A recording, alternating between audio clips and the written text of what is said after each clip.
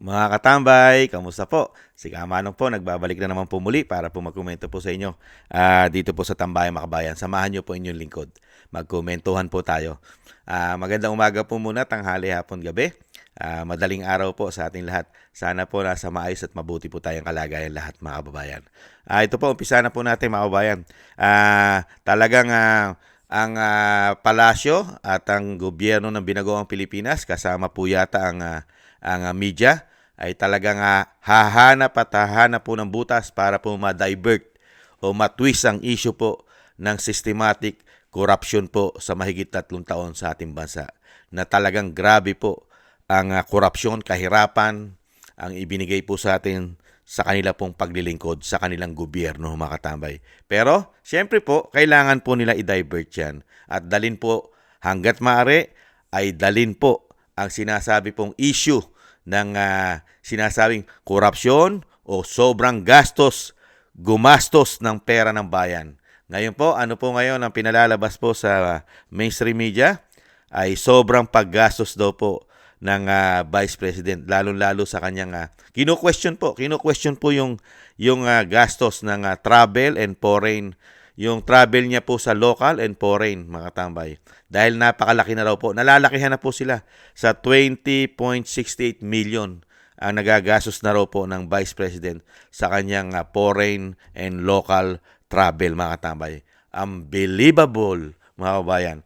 Nakita niyo po yung biases ng mainstream media umano. Inire-report po nila yung expenses ng travel, foreign and local ng Vice President. Pero ayaw po nilang i-report yung nagagastos po na foreign and local travel ng Pangulo. Pati po ang speaker, pati po ang Kongreso, nandiyan po ang ugat. Halos umano ng korupsyon sa ating bansa. Ayaw na ayaw pong i-report sa taong bayan ng mainstream media. Bakit po kaya? Tanging sa Vice President lang po pinalabas po nila na yung foreign and local trip, travel po niya ay nakakahalaga na raw po ng 20 million, mahigit. Samantalang yung sa Kongreso at sa Palasyo ayaw. Something PC, mga tambay. Hindi po ba? Politika. Painggan po natin itong balita na ito po ngayon ang pinalalabas at tinututukan po nila ang travel po expenses ng Vice President. Umpisahan na po natin. The Office of the Vice President reports on the cost of VP Sara Duterte's local and foreign trips. Our Joan Manalo is reporting live from Mandaluyong. Hi, Joan. So the VP's foreign trips has been criticized for months now, especially since the arrest of her father. Now, what did the OVP say? In preparation for the House briefing of the Office of the Vice President of proposed 2026 budget set tomorrow, the OVP presented its budget proposal today in a press conference. According to the agency, the DBM has allocated 902.895 million pesos for fiscal year 2026. But the highlight of today's press conference was the revelation of how the OVP spent its funds on foreign and local trips, considering that Vice President Sara Duterte has reportedly undertaken 13 foreign travels since January this year. The OVP said it has spent 20.68 million pesos on the Vice President's local and foreign trips as of July 31. Of this amount, 13.207 million pesos was allocated for local travel, while 7.473 million pesos was utilized for foreign trips. However, the OVP clarified that their travel funds only cover security and close-in personal expenses, adding that the Vice President personally shoulders her own costs. The agency also noted that the proposed budget for travel funds this year is the lowest since 2023 at only 20 million pesos. The OVP is scheduled to defend its 2026 proposed budget tomorrow before the House Appropriations Committee, where questions are expected to focus on controversies, including the confidential funds. The OVP maintains, however, that it has not requested any allocation for confidential funds this year, though it is prepared to address questions related to the issue. Meanwhile, VP Sara has not yet Nakita niyo mga tambay? Napakaliit po ng budget ng Vice President. Napakaliit po. Di ba? Yung sinasabi po nila na foreign trip, 7 million po, mahigit po yung nagastos po niya doon po sa ini-issue po nila ngayon. At 13 million po yung sa local, yung mga paikot-ikot niya po sa ating bansa. At tinototal po nila ito ng 20 million mahigit, mga katambay. At ang kanya pong budget, lalo-lalo po sa foreign trip po, di ba? At yung hinihingi po nilang budget ngayon sa 2026 sa susunod na taon ay napakababa pa rin. Di ba? Yung kanyang budget po ay 900 plus million ang kanya pong hinihinging budget para po next year. At yung nakaraang budget naman po nila ay 700 plus million ditong taon na ito. Ito pong taon na ito, 2025. Napakababa po. Pero grabe po itong ipalabas ng media. Nakala mo pong napakagastos at talagang nag-uubos ng pera ng taong bayan ang Vice President dahil gumastos na po ng foreign travel po niya na expenses niya po ay 7 million mahigit. 7 million plus yung kanyang foreign at yun ay gastos lang po yun ng kanyang mga security. Pero yung gastos po niya pang sarili na po yung in the rest po na gastos dahil alam naman po natin na talagang grabe po ang ginawa nila sa dating Pangulong Duterte. Mahigit 6 months na po, 6 na buwan na po. Mayroon na pong 6 na buwan mahigit na nakakulong sa ICC ang dating Pangulong Duterte. Di po ba bilang anak at bilang Vice President na isang dating Pangulong Duterte na kinidnap ng gobyerno umano, di po ba na walang due process, hindi mo ba pupuntahan ng tatay mo ron? Dahil grabing pinuliti ka ng gobyerno.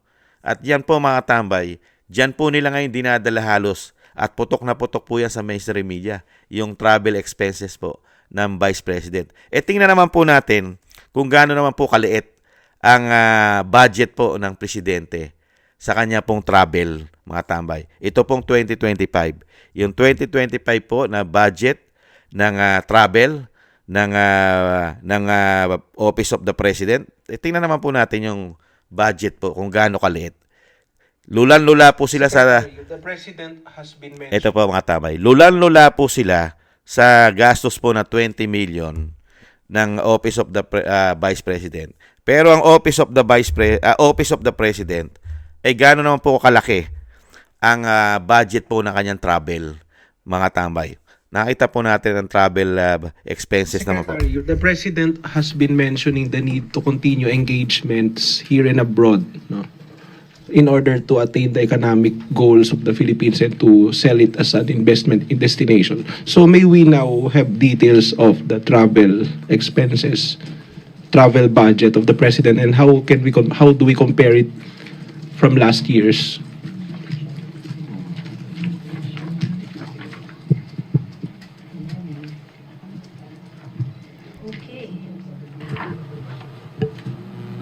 Alright. Meron pong for next year sa NEP, 1 billion 54 is the meaning 1 billion 540 million. Tama no? 1,000 ang budget po ng Office of the President. 1.054. Okay. 054. Okay. Billion ang proposed allocation for travel expenses under the Office of the President. It is 94 million or 8%. It's a 94 million or 8% decrease compared to 1.148 billion allocation in the 2024 General Appropriations Act. Bumaba po siya ng 8%, 0.8%. So, nakita niyo pa mga tambay? To what do we... 8% pala. Bumaba pa raw ng konti yon mga tambay. Itong travel expenses po ng presidente mga tambay. Yung 1 billion .054.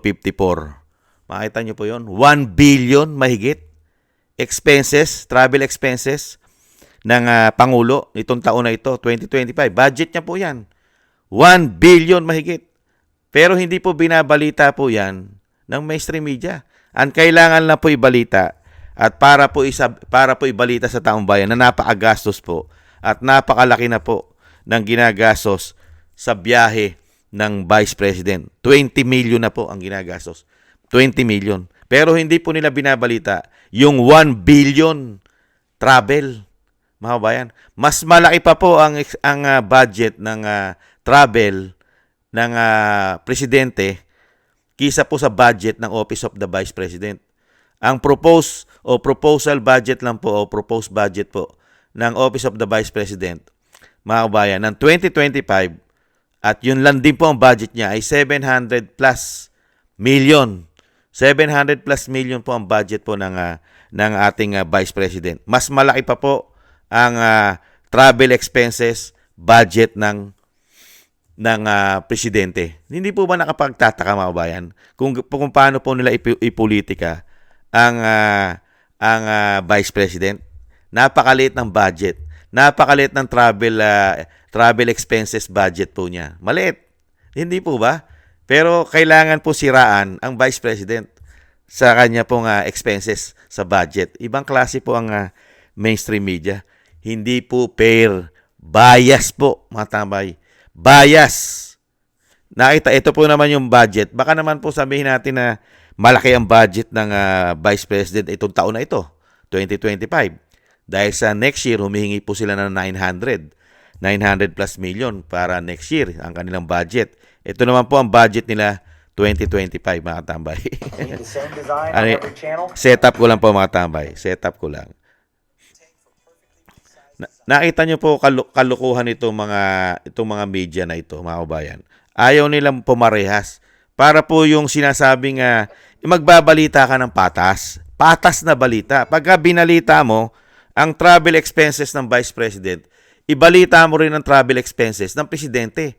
Dahil yan po ang pinakamataas na kapangyarihan na meron po tayo sa ating bansa. Dalawa yan eh. Hindi po ba? Ang Vice President at ang Presidente. Presidente at Vice President. Kasi po, ang Vice President ay future President po yan. Hindi po ba? Ito po, mga tambay, pakinggan po natin at panoorin. Vice President Sara Duterte says her office proposed a budget of 733 million pesos for next year, maintaining the current budget for 2025. In a press conference on Monday, June 16, Duterte says the office of the Vice President is essentially keeping the same budget allocated for her office in 2025 because she believes seeking a higher amount will likely be denied. Inaasahan ko naman na hindi ibibigay yung budget ng Office of the Vice President dahil nga hindi naman kami kaalyado ng administrasyon. At nakita na natin yon noong nakaraang taon na syempre kung hindi ka sumusunod, hindi ka kaalyado, ay hindi ka mabibigyan ng pondo para sa mga proyekto ng opisina mo. Duterte says the decision to retain her office's Nakita nyo po, yung kanyang budget po, itong taon na ito, 2025, 700 plus million lamang, mga tambay. Mas malaki pa po yung travel expenses budget ng Presidente. Pero binabatikos po nila yan. Pati po ang travel expenses ng Vice President, mga bayan. At magkano naman po ang travel expenses po ng House? Ng House of Representatives, mga tambay. At hindi po nila binabalita ito. Kung magkano po ang budget ng House of Representatives sa travel. Ito po, mga bayan. Apakalaki po ng budget ng travel expenses po ng House of Representatives. Nag-increase po sila. Mga kabayan, ang travel expenses po ng House, mga kababayan, sa proposal po nila, sa NEP proposal ay 1.441 billion. Pero sa GAA, mga tamay, bigla pong nag-increase na naging 2.583 billion. Nakita niyo po, nag-increase po sila ng 1.41 billion ang kanilang travel expenses ng House of Representatives. Hindi po binabalita ng media yan. Na napakalaki po ng travel expenses po ng House.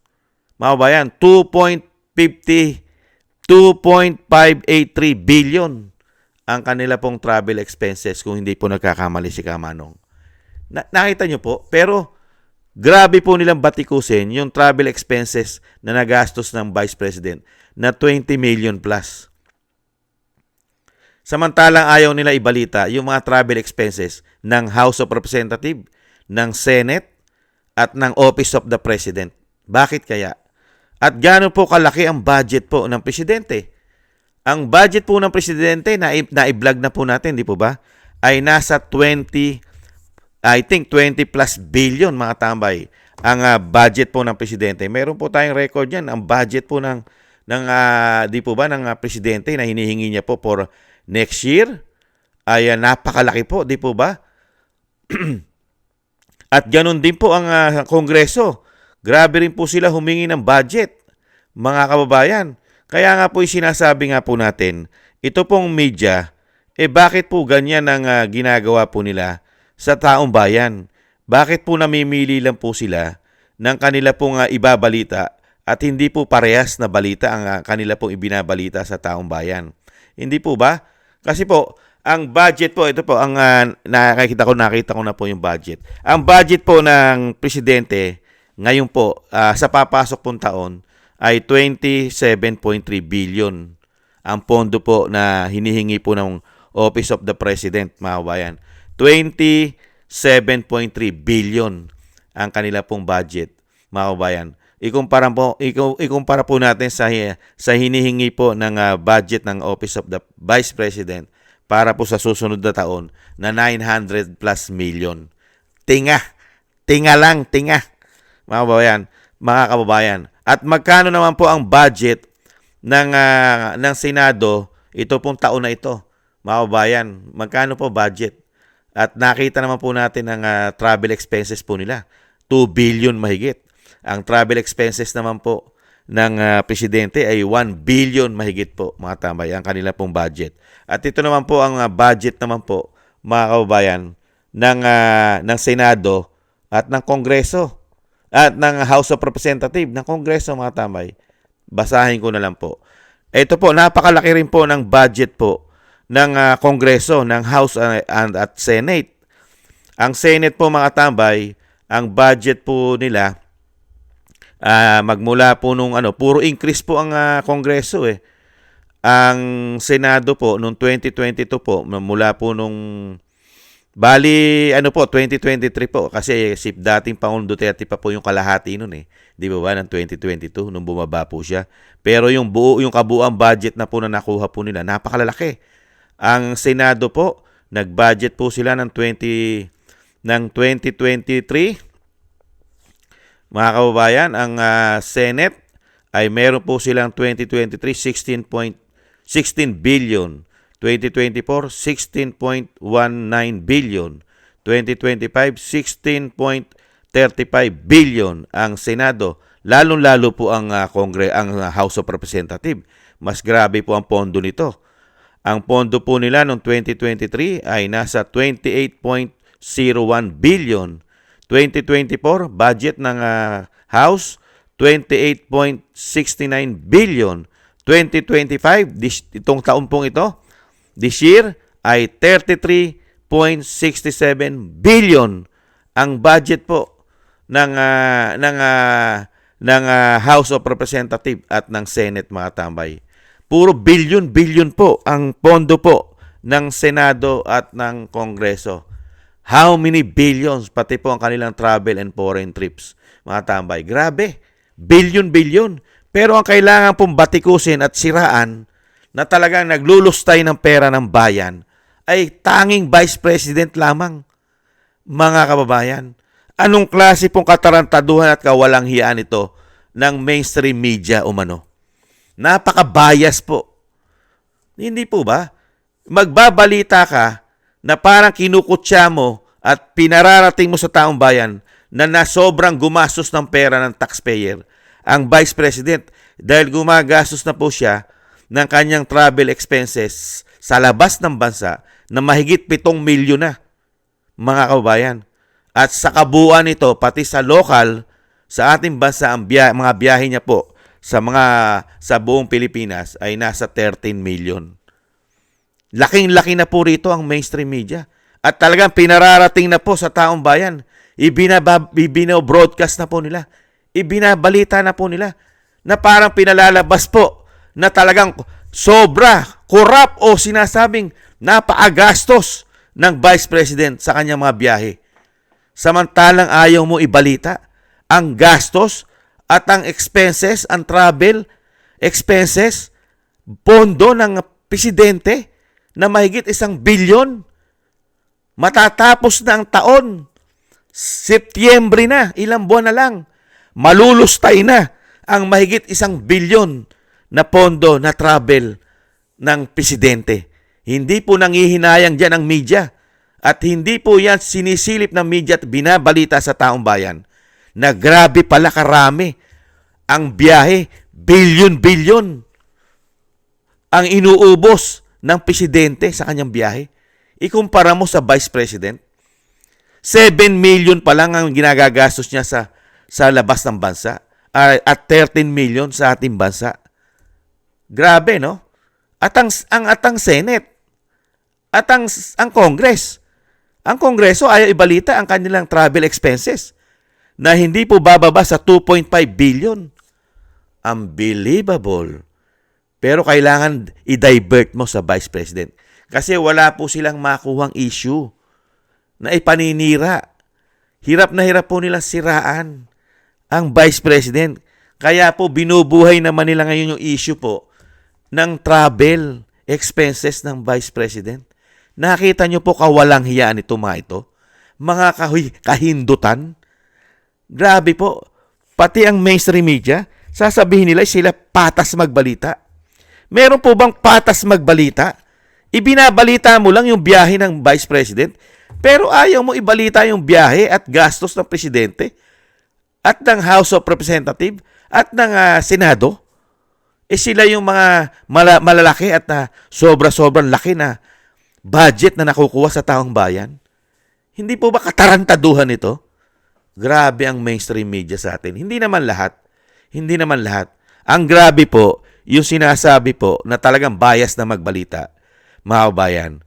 Yung bias magbalita na umano dyan, yung pag-aari at negosyo ng tambaluslos na media. Hindi po ba? Ayon sa Vice President, magiging parehas po ba balita niyan? Pag-aari at negosyo ng tambaluslos, syempre lahat ng balita niyan, dahil politiko yan, namumulitika yan, ang ibabalita niyan, puro po paninira, siyempre sa kalaban nila. Unbelievable itong mga tao na ito. Buti na lang po, may mga record. Sila rin po ang nagbabalita ng mga pondo ng mga politiko. Kaya po itong mga nasa media po mga tambay, pagka hindi mo po chinek o ni-research yung mga binabalita po nila sa taong bayan, na sila rin po nagbabalita ng kung gaano kalaki ang pondo ng Senado, ng Kongreso at ng Presidente, sila rin po ang bumabato po sa kanila na parang bumabalik na parang boomerang sa pagmumukha nila. Mga bayan, dadalin mo palalabasin mo na sobrang naglulustay ng pera ang Vice President, taxpayer money. Pero yung Presidente at ang Kongreso at Senado, ang House of Representatives, parang okay lang maglustay ng bilyon-bilyon at ayaw nyo ibalita. Okay kayo? Gising na po ang taong bayan. Hindi po tangat, bobo. Hindi po bobo ang Pilipino. Hindi po gago. Huwag nyong gaguhin, bobohin ang Pilipino. Matatalino ang Pilipino. Ginagawa nyo kaming bobo, tanga, gago. Kung magbalita kayo, hindi kayo fair. Di mo ba? Bias. Yan ang mga bias na, di ba? Sisiraan mo ang Vice President, pero ayaw mo magbigay ng comparison. Sinisingle out mo lang siya. Bakit mo sinisingle out ang Vice President? Kayo, media kayo. Media kayo Wala kayong kinakampihan. Hindi po ba? Di ba? Hindi katulad ng mga vlogger. Ang vlogger, nagbablog sila, depende sa nakikita nila. Di ba? Dahil hindi naman media ang vlogger. Di ba? Kayo, vlogger kayo. Vlogger ba kayo? Bakit kayo bias? Di ba? Sinisingle out nyo lang ang Vice President. Ayaw nyo ibalita sa amin na yung nagagastos na expenses ng Office of the President, yung kanyang mga travel, magmula sa labas ng bansa at sa loob ng bansa, Magkano na nagagastos niya ngayon? Ayaw nyo ibalita sa Pilipino? At ganun din po ang Senado at ang House of Representatives na isang damukal po ang budget, billion. Wala man lang kayo binabalita sa Pilipino, maliban lang sa Office of the Vice President. Baka kayo tamaan ng kidlat. Sinasabi nyo, media kayo. Ganyan ba klaseng media? Bias? Sinisingle out lang ang gusto nila ibalita? Di ba? Kaya uulit-ulitin po natin mga tambay. Masyadong bias eh. Sinisingle out mo lang. Media ka eh. Di ba media ka? Ang media, wala pong kinakampihan yan. Pag nagbalita ka, ibabalita mo lahat. Maglagay ka ng comparison kung sinong taong gobyerno, kung sinong lingkod bayan ang napakaraming ginastos ng biyahe. Dapat fair. Ilagay mo lahat dahil bumibiyahe ang mga congressman, bumibiyahe ang mga senador, bumibiyahe ang presidente, bumibiyahe ang vice president. Lagyan mo ng figure. Yan ang tamang pagbabalita. Hindi po ba? Itong mga media na ito, kay lalaki na sinusweldo nyo? Sumusweldo kayo para lang mag-single out? Ibang klase kayo. Palibasa ang mainstream media sa atin, mga tambay, ay hindi naman po ito ang mainstream media sa atin. Karamihan po ngayon ay pag-aari na po yata ng mga politiko at siyempre ng mga oligarko na may pinoproteksyonan at meron pong kinakampihan. Protection. Hindi po ba? Ganyan po talaga. Kaya po ang balita po sa atin ay talagang basura. Masasabi mo pong basura ang karamihang balita sa atin. Kasi po, bias. Hindi po ba? Muli po mga tambay, maraming salamat po. Sana gusto po ng Tambayang Makabayan. At huwag po tayo basta-basta maniwala kung nagbabalita po sila sa atin na sinisingle out lang po talaga nila ang Vice President dahil sa politika, dahil po nanganganib na po ang kanilang mga posisyon, mga kababayan. Hindi po ba? Dahil sila po ay napakabaho na po, basura at parang dumi ang mga nakaupo po ngayon sa ating gobyerno. Pinababango na lang po silang pilit ng media. Pinababango na lang po ang mga politiko na ito. Kaya po grabe po nila siraan ang Vice President para po sila'y bumango dahil napakabaho na po nila. Amoy basura na po sila at amoy tae. Pasensya po sa mga kumakain, mga kabayan. Patawad po. Thank you po. Sana gusto po ng ating Tambayang Makabayan sa YouTube at TikTok. At ganun din po sa mga nagko-comment, like, share, and subscribe. At sa mga subscribers po natin, thank you po. Mabuhay po kayo. At sa patuloy po nagsusubscribe, mabuhay po kayo. Thank you po. At syempre po, shoutout po sa mga nagbibigay po ng biyaya at tulong po sa inyong lingkod. Ma-shoutout po kay Ma'am Nancy, kay Tatay Nick ng Canada, Gay at Siena, Norma Garcia, Michelle Yamaguchi, Vlog, Rosalina, RK Team 888, Wills Bubbles 5697, si Arpel Villacorta, Chudorico Erguisa Jr., Ani Jo, ako si Pilam, Jovelyn Watanabe ng Japan, si Jem Aris ng United Arab Emirates, si Julieta Silona ng Sydney, Australia, Gina Ray Solidides ng Berlin, Germany, Jake Yahut 4531 ng Maisog, California, USA, Eric Hershio ng Canada, Kingston 123 ng Hong Kong, si Bay Chichiyoko, si Ma'am LB at Sir Manny ng North Miami, Florida, USA. Thank you po mga kabayan. At ingat-ingat po kayo sa inyo po mga paggawa. Maraming salamat po. At syempre po yung dasal po natin mga tambay, pagsamasamahin po natin na maingatan po ang pamilya Duterte, ang ating Vice President, maingatan po. Ganon din po ang dating Pangulong Duterte, maingatan po at makabalik po sa lalong mabilis sa ating bansa at madugtungan pa po ang kanyang buhay at kalakasan. Maraming salamat po sa mga dasal, mga kababayan. At syempre, ganun din po mga tambay, tayo po yung magdasal na maingatan po tayo at ang ating buong sambayanan.